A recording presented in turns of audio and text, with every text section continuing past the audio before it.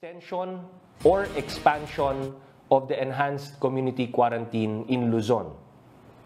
Its membership shall consist of the National Economic and Development Authority or NEDA, the Philippine Institute for Development Studies or PIDS, the Department of Science and Technology, including technical experts, the academe, and such other representatives from the health, economic, and security sectors as may be determined by the DOH, provided that recommendations by the sub-TWG shall be subject to the approval, amendment, or modification by the IATF. Nabanggit ko po nung isang araw na may isang TWG na inatasan na aralin kung itutuloy ba o hindi ang enhanced community quarantine.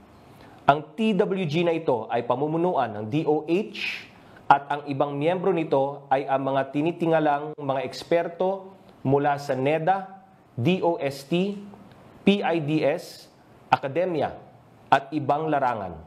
Ang rekomendasyon ng TWG ay ang siyang magiging batayan ng desisyon ng IATF sa usaping ito. Letter C. The interim guidelines on the repatriation of overseas Filipinos working in cruise ships as proposed by the DOH is hereby approved. Ang panununtunan sa pagpapauwi ng ating mga OFW na nagtatrabaho sa mga cruise ship ay na-approve na po. Letter D.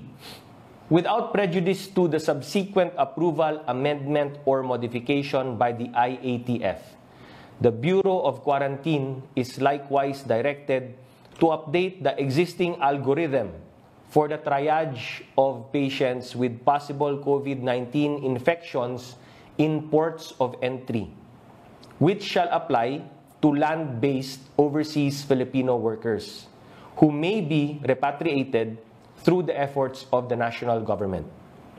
Ang Bureau of Quarantine po ay inatasan na i-update ang mga patakaran para sa mga land-based OFW na posibleng may COVID-19 na papasok sa ating mga ports of entry sa tulong ng ating gobyerno. Ganyan din po sa lahat ng OFW. Letter E.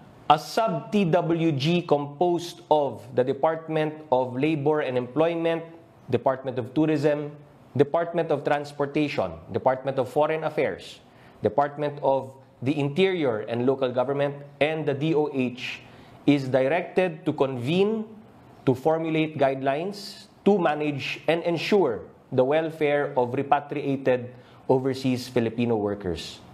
Isang grupo na binubuo ng DOLE, DOT, DOTR, DFA, DILG at DOH ay inaatasan na ayusin ang mga alituntunin para tiyakin ang kapakanan ng ating mga OFW ay napapangalagaan. Letter F. LGUs are hereby strongly enjoined to allow the unhampered transit of OFWs who have been issued DOH or LGU certificate of completion of 14-day facility-based quarantine or those who may be required by the DOH or LGUs to undergo a mandatory 14-day home quarantine. Paalala lamang po sa ating mga LGUs, huwag harangin ang ating mga OFW na nabigyan na po ng DOH o ibang LGU ng sertifikasyon na natapos na nila ang kanilang 14-day facility-based quarantine o ang mga OFW na required mag-mandatory 14-day home quarantine. Letter G. The new Clark City Athletes Village shall continue to be designated as a temporary quarantine facility. Ang New Clark City Athletes Village ay patuloy pa rin gagamitin bilang temporary quarantine facility. Letter H. Pursuant to the provisions of Republic Act 11469, providing for a minimum of 30-day grace period on residential rents. A 30-day grace period is likewise hereby extended to commercial rents, falling due upon micro, small, and medium enterprises or MSMEs within the period of the ECQ, without incurring interests, penalties, fees, and other charges. The Department of Trade and Industry is hereby authorized to issue the necessary guidelines to implement this directive. Ito po ay magandang balita para sa mga maliliit na negosyo. Tulad ng residential units, may 30-day grace period po para sa pagbayad ng upa sa commercial spaces na ginagamit ng mga maliliit na negosyo or MSMEs. Letter I. Supermarkets, public and private wet markets, grocery stores, agri-fishery supply stores, pharmacies, drugstores, and other retail establishments engaged in the business of selling basic necessities are strongly encouraged to extend their store operations to a maximum of 12 hours. LGUs are directed to allow such establishments to operate pursuant to the foregoing, provided that in the operation of wet markets, LGUs are encouraged to adopt reasonable schemes to ensure compliance with strict social distancing measures, such as, but not limited to, providing for specific daily schedules per sector, per barangay, or per purok, as the case may be. Ang mga supermarket, palengke, grocery, botika, at iba pa ay hinikayat na i-extend ang kanilang operating hours para umabot po ito ng 12 hours. Pagdating po sa mga palengke, hinikayat po namin ang mga LGU na magpatupad ng mga nararapat na patakaran upang ipatupad ang social distancing, tulad ng pagtatakda ng araw para sa bawat sektor, purok o barangay sa pamimili. Letter J. For areas under ECQ, the IATF hereby adopts the policy of mandatory wearing by all residents of face masks, earloop masks, indigenous reusable or do-it-yourself masks, face shields, handkerchiefs, or such other protective equipment that can effectively lessen the transmission of COVID-19 whenever allowed to go out of their residences pursuant to existing guidelines issued by the national government. Concerned LGUs are hereby enjoined to issue the necessary executive order or ordinance to that effect and impose such penalties as may be appropriate.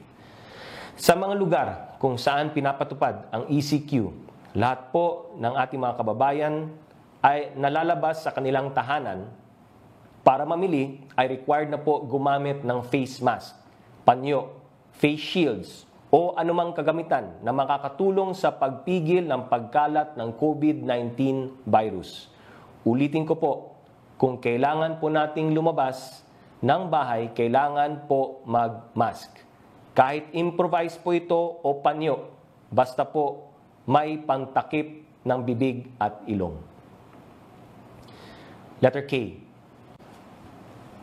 The Emergency Subsidy Program, as recommended by the IATF TWG on Social Amelioration, headed by the Department of Social Welfare and Development, or DSWD, is hereby approved.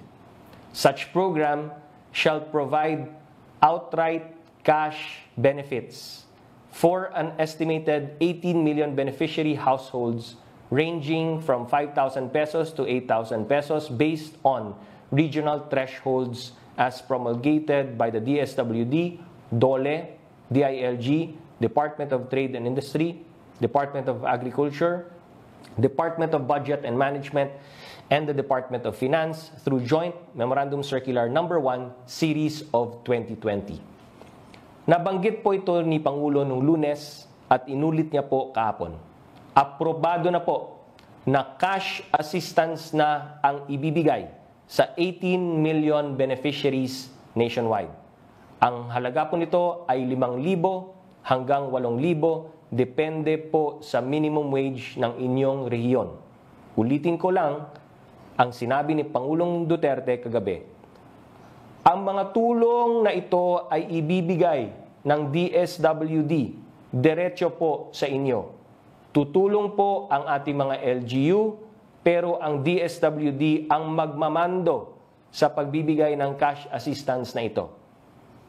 Pursuant to the directives of the President to ensure that all financial assistance provided by the national government go directly to its beneficiaries, the DSWD will exercise full control and supervision over the distribution of emergency subsidy program funds.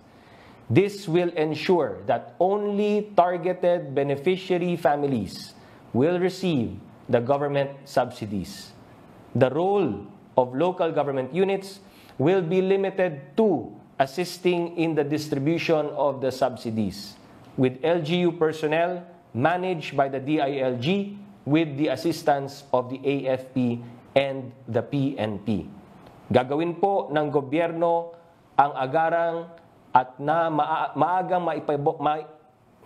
gagawin po ng gobyerno na agarang maipaabot ang tulong sa inyo. Letter L. The implementation plan of the National Task Force COVID-19 Task Group on Resource Management and Logistics as presented and revised is hereby approved. Said task group is directed to include the Department of Public Works and Highways, the Philippine International Trading Corporation or PITC, the Procurement Service of the DBM, the Government Procurement Policy Board, the National Food Authority, and the Anti-Red Tape Authority in its membership, as well as in such subtask groups as may be appropriate. Aprobado na po ang implementation plan ng National Task Force COVID-19, Task Group on Resource Management and Logistics. Pinapasama po dito ang DPWH, PITC, DBM, GPPB, NFA at ARTA. Before ending, I would like to provide some updates regarding some matters I shared the other day. With regard to the conversion of the Philippine International Convention Center, World Trade Center, and Rizal Memorial Sports Complex into fully functional quarantine facilities, we would like to report that the PICC will be ready by April 10. The facilities are being prepared by the DPWH and EEI Corporation, and when completed, this will have 700 beds. The Rizal Memorial Sports Complex, being readied by Prime BMD or Razon Group, will be ready by April 10 as well, and will be able to house 600 beds. The World Trade Center, on the other hand, will be ready by April 12. It is being set up by ICCP and Ayala or Makati Development Corporation, and it will have 650 beds. Together, these three structures can accommodate a total of 1,950 individuals. Salamat po sa ating mga private sector partners sa tulong at pagmamalasakit po ninyo. Yung sinasabi naming deadline, April 10 at April 12, yan ang para sa full completion ng mga facilities na yan. Pero magkakaroon din po tayo ng mga partial completions. And as soon as partial completions are done, maaari na po natin gamitin yung partially yung mga sections na natapos na. Okay? In addition, I would like to also announce na meron pa tayo mga karagdagang mga facilities na na-identify na po, na gagamitin natin, that we've identified as possible quarantine and isolation facilities. Ang iba po dito ay inumpisa na. Number 1, Quezon Institute. 2, Ultra. 3, Duty Free Philippines, Parañaque. 4, Amoranto Stadium. 5, Quezon Memorial Circle Complex. 6, Veterans Medical Center Complex. At marami pa pong iba. Mga kababayan, as of last night, 2,311 Filipinos in the country have been confirmed to have contracted COVID-19. 96 lives have already been claimed by this disease. 50 individuals have been able to recover, while many more continue to battle the disease. Our prayers are with all of them and their families, as well as the brave, generous health workers who are literally risking their lives to care for the sick. By now, all of us are aware of the gravity of the threat before us. Hindi po ordinaryong sakit ang COVID-19. Kaya naman po, ginagawa po lahat ng gobyerno para pigilan ang pagkalat ng virus na ito. Decisive action has been taken to ensure that millions stay home in order to contain this outbreak, and government has marshaled all its resources to ensure that every Filipino family is taken care of during this very, very trying period. Malinaw po ang mga layunin natin. Alagaan natin ang mga may COVID-19, pigilan ang pagkalat ng virus na ito, at siguraduhin na matugunan ang mga pangangailangan ng taong bayan. Sa tulong po ninyo, magagawa natin ang lahat ng ito. Sama-sama, magtatagumpay po tayo. Together, we can beat COVID-19. Together, we heal as one. Tandaan po natin, bahay muna, buhay muna.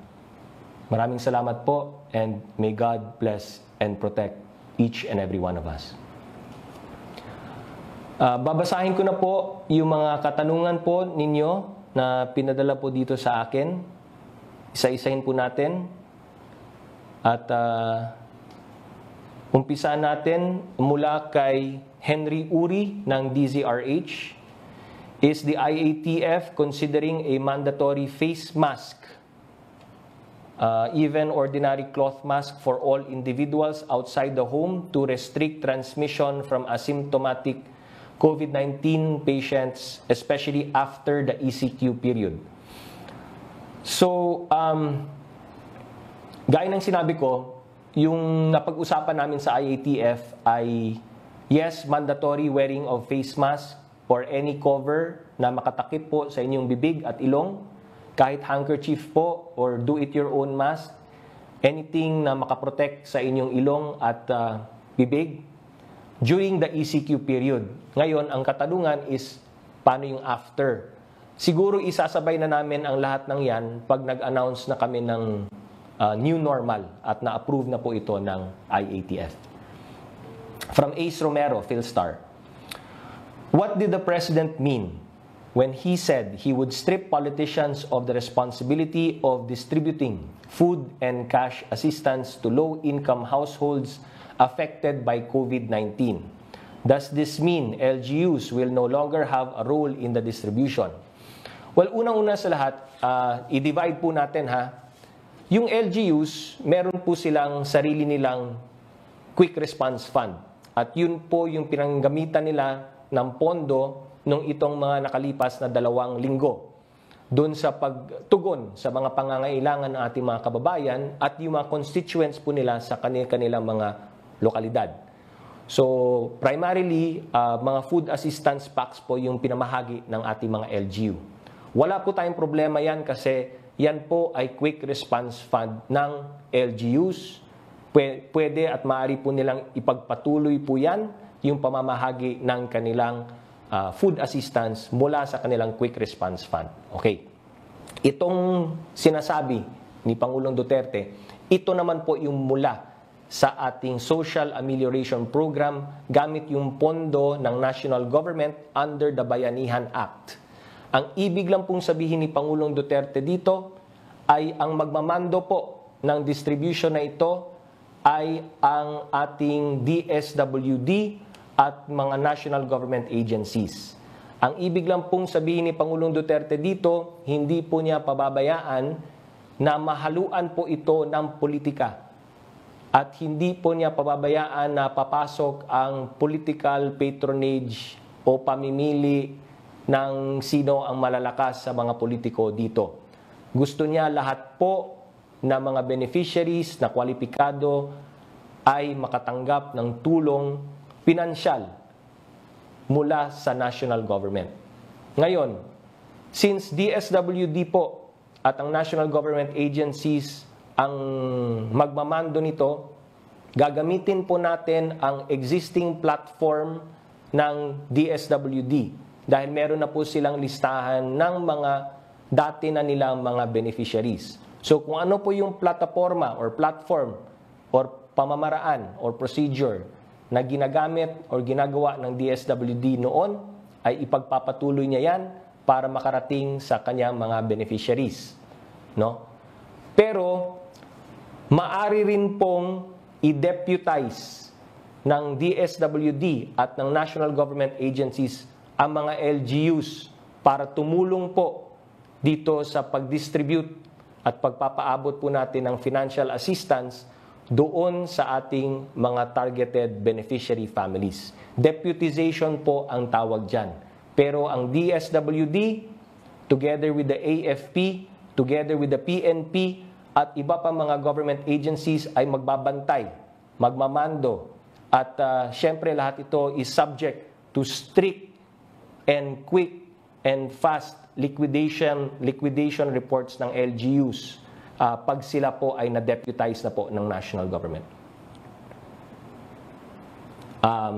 Number 2, the President said he received numerous complaints including unscrupulous individuals taking a cut from donations. How serious and how widespread is this practice? What will be done to these individuals? Obviously, we will enforce the full power and strength of the law against those who do abusive acts, no? Even pagdating sa mga donasyon na siyempre galit si Pangulo kung yung mga donasyon na yan ay pakikialaman pa at nakawan pa. From Catherine Valente, yung mga donasyon na yan ay para sa ating mga kababayan. Huwag niyo pong pakialaman yan. Ibigay po yan sa mga nararapat na mga benepisyaryo. Huwag niyo na pong abusuhin yan. From Catherine Valente, Manila Times. Can we ask if it is possible for the government to designate one hospital sa Metro Manila and other regions for non-COVID patients? Yung mga may sakit kasi natatakot pumunta sa mga ospital, baka mahawa sila, maybe there should also be a dedicated hospital for other diseases. Thank you. Okay, ang ginagawa po natin ay nagde-designate po tayo ng mga COVID-19 hospitals. No? Unti-unti, ang gusto natin mangyari, yung mga panibago pong mga kaso ng COVID-19 ay doon na po natin idederecho sa COVID-19 designated hospitals. So habang ginagawa po natin yan, hindi naman natin pwedeng ilipat yung mga na COVID-19 na nandun na po sa mga kasalukuyan, na nandun na po sa mga hospital ngayon. Pero ang gusto po natin makita is habang natitreat na po at gumagaling yung mga COVID-19 patients po natin sa iba't ibang mga hospital, ay madi-discharge na po sila unti-unti. At habang nadi-discharge po sila mag-free up na po yung mga hospital beds at hospital rooms doon para maka-accept na po sila ang mga hospital ng mga panibagong pasyente. No?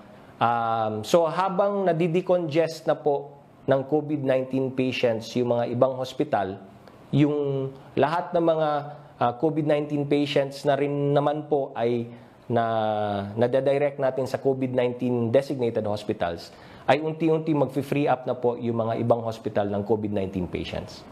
So, ganun po yung pag-manage natin ito. From Rose Novenario of Hataw.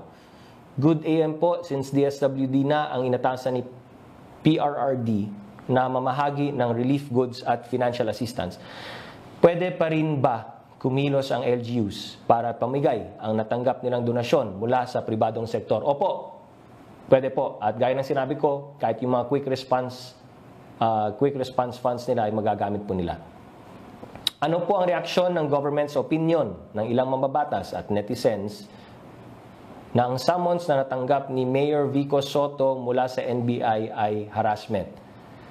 Kinikilala ba ng IATF ang magandang performance ni Mayor Vico Soto na tinutularan ng ilang local officials? Maraming salamat po. Alam nyo, lahat naman ng mga LGUs na tumutulong sa ating mga kababayan ay pinapasalamatan po namin. Papasalamat kami sa lahat ng mga LGUs na alam namin ay nagsasakripisyo at talagang nagtatrabaho para po maibigay ang nararapat sa kanilang mga constituents, para maproteksyonan ang kanilang mga constituents, para matulungan yung mga nag-COVID-19 na patients at para supuin itong virus na ito. So kami po ay lubos na nagpapasalamat sa kooperasyon at tulong ng lahat ng mga LGUs. Yung tungkol dito sa Pasig City ay pagpasensya niyo lang po. Wala po akong first-hand knowledge or information dun po sa NBI or sa nangyari po dito. Kaya siguro ang NBI na lang po ang tanungin natin at wala po akong talagang first-hand information tungkol po dyan. From Tina Mendez of Philippine Star. 1. President Duterte has ordered last night the police to shoot dead members of a left-leaning group for instigating a rally over lack of relief goods in QC. How far will the President go to ensure that peace and order and stability are maintained during the state of calamity? If lawlessness continues, is martial law an option? What's the IATF view on the matter? Did the IATF discuss the Kadamay issue? The IATF did not discuss the Kadamay issue per se, but the President talked about this with his security cluster. Ngayon, is martial law an option? Hindi natin pinag-uusapan ang martial law. So hindi yan pinag-uusapan ngayon. How far will the President go to ensure peace and order? Obviously, in a state of calamity, there has to be order. There has to be order. Kaya, importante para kay Pangulong Duterte that we maintain order, especially in this time of crisis and in this time and in this state of calamity. Yun lang naman ang point ni Pangulo dyan. Hindi pwede at hindi po papayag ang gobyerno na may manggugulo po at may magte-take advantage sa situation po na ito habang nangangamba ang buhay at kalusugan at kaligtasan ng ating mga kababayan ay guguluhin pa ang sitwasyong ito. So, napaka-importante po para kay Pangulong Duterte to keep the peace and order especially in this time.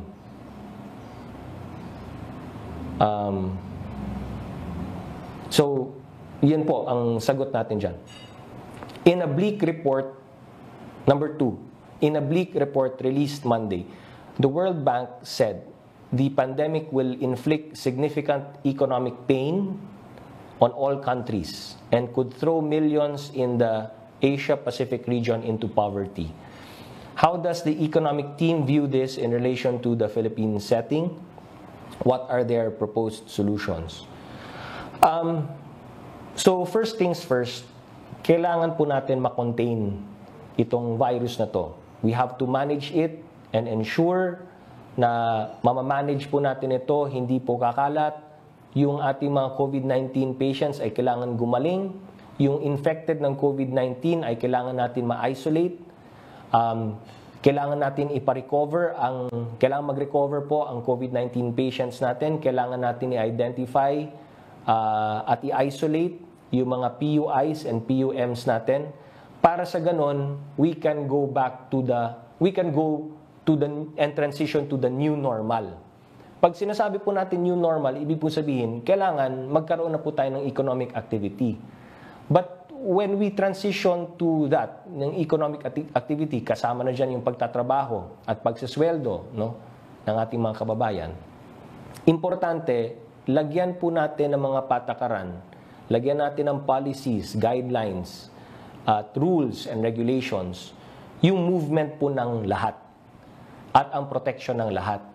Yan po yung tinatawag nating new normal. Kasi, gaya ng sinabi ko kahapon, kung wala pa po tayong vaccine, ay maaring, nandyan pa rin yung threat ng virus eh. At maaring kumalat pa siya, at maaring sumipa ulit yung numero ng infected. So, we have to devise a way na kung saan we can get back to our ordinary lives, yung pagtatrabaho, yung ating normal economic activity para magkaroon ng, para matulungan nating ekonomiya, pero kailangan may mga protective measures tayong gagawin. So, yes, obviously, it's a worldwide problem, but tayo as a nation, we are resilient. We've been through a lot of challenges before. At lagi pong pagkatapos ng mga challenges na ito ay nakakatayo ang Pilipino.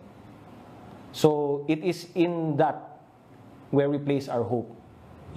The Filipino spirit, the resilient Filipino spirit. Kaya tayo po ay gagawa ng lahat ng mga hakbang na pwede nating gawin para po hindi tayo magkaroon ng recession dito sa bansang Pilipinas. Number 3, can you please explain further President Duterte's statement that the DSWD and General Galvez will now take the lead roles in the distribution of relief goods and amelioration for low-income earners during the enhanced community quarantine period? So, gaya ng sinabi ko po, ang mangyayari dito, DSWD, Secretary Bautista, Secretary Galvez, at lahat ng mga government agencies, we'll have like a combination of yung sa distribution. I-combine po natin, no? Number 1 is kung may plataforma na po at procedure na po ang DSWD at DOLE at iba pang government agencies that have been working already doon sa pag-distribute ng cash assistance na ginagawa natin noon pa. Gagamitin po natin yung platform na yun. Yung mga hindi kasama dyan na mga beneficiaries ay maaari pong i-deputize namin ang mga LGUs para tulungan tayo sa distribution ng cash assistance, pero under the strict supervision ni Secretary Galvez, Secretary Bautista, lahat ng iba't ibang mga cabinet secretaries, Philippine National Police, at pati na rin po yung AFP. From Pia Gutierrez, ABS-CBN. Number 1. What will now be the role of the LGU now that the President delegated solely to the DSWD the distribution of food and financial subsidies? Gaya ng sinabi ko, kung meron po silang quick response fund, meron po silang pondo, meron po silang donation, they can go ahead with that. Over and above that, pag sila po ay dineputize ng DSWD at ng national government agencies, they must comply with the deputization with strict guidelines on the quick and immediate liquidation nung paano nila dinistribute yung funds. Number 2, President Duterte noted in his speech that he has received complaints against some politicians over the distribution of aid. Totoo po yun. Ano ang magiging action ng IATF about these complaints? Will these politicians be held liable under the Bayanihan to Heal as One Act? Ayoko pangunahan, pero yes, of course, ang option na yan ay nandyan pa po. Kung meron talagang grievous and grave violation, then we will apply yung Bayanihan to Heal as One Act. But syempre, yung DILG, nandun din naman nakabantay at nakikipag-ugnayan naman with the LGUs. No? So if it's just a matter of miscommunication or misapplication or things like that, dun sa guidelines na i-impose ng national government, madali naman pakiusapan eh. Pwede naman kausapin. And the DILG has been doing that. No? So we reach out, kinakausap ang LGU, sinasabi na sumasobra kayo dito or sumasobran tayo dyan or kulang kayo dito or kulang kayo dyan, then the LGU will adjust, no? And they have been adjusting and they have been cooperating. Reserve lang naman yun yung power to file cases and prosecute. That's only in grievous and grave instances, no? But yes, of course, may mga nakakaabot na kay Pangulo dun sa mga abusive, di ba? Number 3, can the government retroactively apply the Bayanihan to Heal as one act to make LGU officials liable for supposed violations of its provisions even before the enactment of the said law? May I refer the question to DOJ Secretary Guevara, and because that is within his turf and jurisdiction already. From Tuesday New, DZBB, ask po ng mga gusto mag-donate kung pwede bang i-waive na lang ang tax o wag na silang pagbabayarin pa ng tax. Let's refer the question to the DOF, but ako ang take ko dyan, anything that will help us solicit more donations and anything that can entice donors to donate more, then I am for it. From Eileen Taliping, Abante. Good AM. Question. Halos nasa third week na ang buong Luzon ng ECQ. Pero hanggang ngayon ay bakante pa rin ang shelves ng supermarkets at grocery stores ng alcohol. Mayroon bang ginagawa ang DTI dito? Kasi sabi ni Secretary Lopez, wala namang kakapusan. Wala namang hindi naman kapos ang supply nito. Actually, sa IATF, paulit-ulit na naming pinag-uusapan ito at paulit-ulit naman naming nire-remind ang lahat na all cargo must flow freely, unhampered, unimpeded. All cargo. Ina-address namin lahat, no, ang nasa supply chain, especially pagdating sa food, pagdating sa essential goods, pagdating sa medicines. So, iba-iba yung nagiging problema, no? But we've been addressing each and every problem as it comes. Kung ang problema ay LGU dahil gumagawa ng checkpoint, ina-address agad namin. Kung nagkakaroon ng problema, aberya, dahil nag-checkpoint na rin yung barangay, ina-address namin. Kung may problema sa PPA at sa customs, ina-address namin. And paulit-ulit po naming sinasabi na dapat unhampered po lahat yan.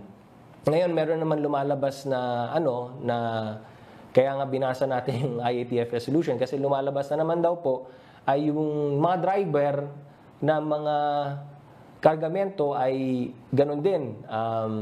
Hindi nakakadiretso mula sa mga checkpoints kasi marami pang mga requirements na hiningi sa driver. So, ngayon, nag-issue naman tayo ng IATF resolution. So, as each and every challenge comes or bottleneck, ina-address naman po natin. So, siguro yun yung sagot ko. Sorry, nawala ako.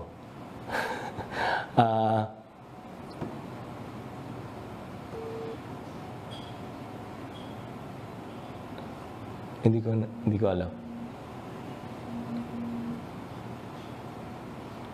Magse-segue daw? Hindi ko naintindihan. From Arian Meres, ABS-CBN News Online. Why is the President giving shoot-to-kill orders for the left and troublemakers during a public health crisis? What happened with the unilateral ceasefire with the NPA? Siguro ang sagot natin sa tanong na yan, yes, may ceasefire, pero syempre kung may mag-create ng chaos at gulo, then that's when our peacekeepers, our law enforcers have to come in. Di po ba?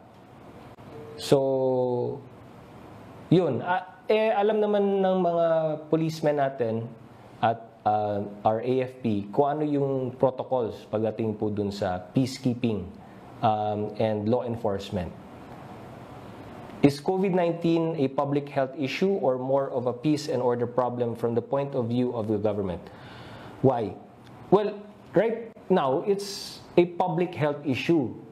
Pero pag pinasukan po ito ng mga nanggugulo at nagta-take advantage ng situation na to, then it becomes also a peace and order issue. It was not a peace and order issue until may pumasok at nagte-take advantage at nanggugulo nga. So, ngayon pa lang, ang sinasabi ni Pangulo, it's already a public health issue. Hahaluan mo pa ng peace and order, magkakaproblema tayo. So, let it just remain to be a public health issue and concern which we are currently managing. Don't let it be a peace and order problem. Number 3, may mga Pilipino pong nababahala sa mga pahayag ng Pangulo kagabi. Can the public still trust that they will be safe from harm from authorities during this lockdown? The government will follow the law. Government will follow what is legal. Government will follow what is right. And we ask for the cooperation of everyone. From Rosalie Cos, UNTV, hinggil po sa mga pinasalamatan ni Pangulong Duterte, particularly big business leaders and organizations dahil sa tulong nila sa pagre-respond ng pamahalaan sa COVID-19 situation. Magkano po ang donations nila in total? Saan po particular gagamitin ang mga donasyong ito? We provide a report to Congress every Monday. So kasama na po dun sa report to Congress ang lahat ng mga details na ito. So, siguro by Tuesday, I will be able to, marereport na po namin sa public yung particulars, no, ng mga details na ito. From Joseph Morong, GMA 7. Number 1, what exactly did the President mean when he said tinanggal ko na ang politiko sa distribution ng aid and he left it to DSWD and General Galvez? Nasagot ko na po, but siguro, to put it simply, hindi po papayag si Pangulo na haluan po ito ng politika, gamitan ito ng patronage politics, at hindi siya papayag na may palakasan dito sa mga politiko na mangyayari. Number 2, did General Galvez present the sequential plan or the massive forced quarantine to the IATF? Slowly, yes. Lahat ng mga plano naman ni General Galvez ay nare-report sa IATF. Yung sa sequential plan, gaya ng sinabi ko kagabi, kahapon, unahin muna natin, no, yung mga COVID positive. Then from there on, we move on to the PUIs, then PUMs. What was the decision of the IATF? So whenever he reports, we take note of it and then we give our recommendations also. If we force quarantine people, for how long? 14 days. What happens to the lockdown during the period? Do we lift? Because obviously from today, lalampas na sa April 12 or even 14 or even April 14 na schedule lifting. So kung ma-appreciate po ninyo, ang ginagawa po natin, we are trying to isolate, no? Isolate natin, hiwalay po natin sa population yung mga PUIs, PUMs, mga positive sa COVID-19 para ma-identify na po natin yung mga negative communities, no? Then after ma-determine na natin saan ang walang local transmission ng COVID-19, then unti-unti they can go to the new normal.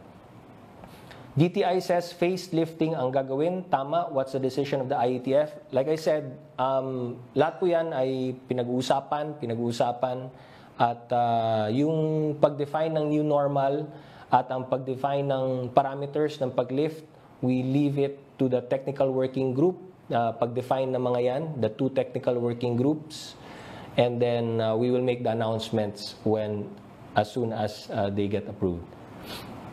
How should local authorities down to the barangay tanod interpret the President's shoot-to-kill order when there's public disorder? Alam naman ng ating mga local mga law enforcement agencies and enforcers, no, what to do and what not to do. May protocols and procedures po tayo dyan. May rules of engagement po.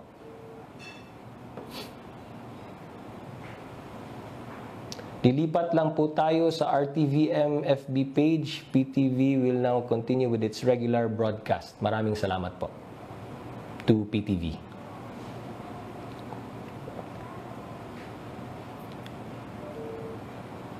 How should, number 5, your comment on NBI summons to Pasig Mayor Vico Soto. What exactly in the Bayanihan Act did he violate? Like I said, ayoko po pangunahan yung NBI sa ginagawa po nilang pagtatanong, and so I will leave it up to the NBI. From Julie Aurelio, Inquirer. Does the NBI's decision to investigate Pasig City Mayor Vico Soto for allegedly violating the Bayanihan Act have the imprimatur of the Palace, Senate President Tito Soto, Justice Secretary Menardo Guevara, and former Supreme Court spokesperson Teodoro Te are among the many personalities who pointed out that the Bayanihan Act is not retroactive? Does the Palace agree with these opinions? Actually, the Palace has no comment on this. It's the NBI. So, NBI is... maybe the NBI should be the one answering the questions, if it should. But because it's a questioning of some sorts, then sa NBI na po. Is it not time for the Palace or the government to investigate underperforming LGU officials?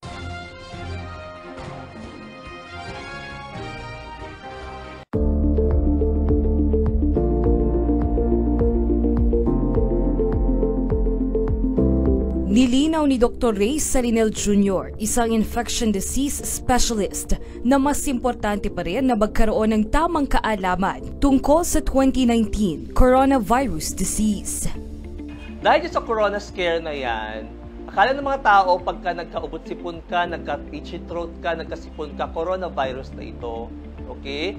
Nakakalimutan kasi nila na napakaraming virus po sa surroundings. Okay? Nandyan po itong common cold virus. Andyan yung rhinovirus sa ilong. Andyan po yung flu virus. Andyan po yung dengue. Andyan yung chikungunya. Andyan yung measles. Andyan pa yung German measles. Okay? Napakarami pong virus sa surrounding. Kung isa-isayin natin yan, aabutin tayo ng siyam-siyam. Binigyang diin ni Doc Salinel na malaki ang posibilidad na makaiwas sa pagkakaroon ng COVID-19 ang pagpapalakas ng ating immune system. A viral infection is always a viral infection. Kahit actually wala kang gamot, gagaling at gagaling ka. Anong kinakailangan niya lang gawin? Okay? Pahinga. So anong kinakailangan? Absent ka muna. Pahinga ka muna. Rest. Okay? Maraming fluids. Maraming vitamin C. Kailangan mo ng maraming mga vitamins and minerals, mga sopas, tinolang manok, yung mga tipo, paracetamol.